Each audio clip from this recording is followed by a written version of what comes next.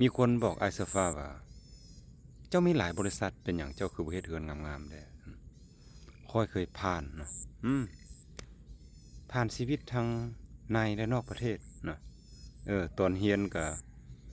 อยู่หอพักนักศึกษาเนาะอยู่ระดับ10ปลายสั้น20ปลายสั้น30ปลายสั้นเนาะตอนเฮ็ดเวียกอยู่เซินเจิ้นก็เส้นเดียวกันเนาะค่อยมาเฮ็ดเวียกอยู่ลาวเนาะเริ่มแต่ปี2008เนาะแล้วก็เริ่มเฮ็ดอสังหาเนาะ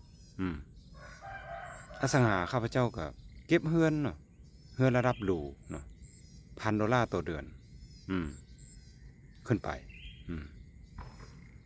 เฮือนอยู่ลาวนี่ระดับ10ปลาย$1,000ต่อเดือนข้าพเจ้าก็เคยไปอยู่เนาะเวลาลูกค้ากลับต่างประเทศเนาะไปเฝ้าเฮือนไปเบิ่งแยงทรัพย์สินช่วยเขาเจ้าเนาะเวลาเขาเจ้าบ่อยู่แต่สรุปรวมมาแล้วนะมันบ่ได้ตอบโจทย์ค่อยนะบ่ได้ตอบโจทย์ค่อยมันบ่ได้เฮ็ดให้ค่อยมีความสุขกับมันเลยนะ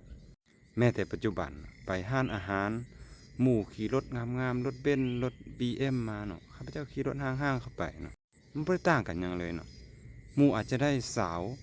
ที่งามกว่าแต่เขาเจ้าบ่ได้ความจริงใจนะ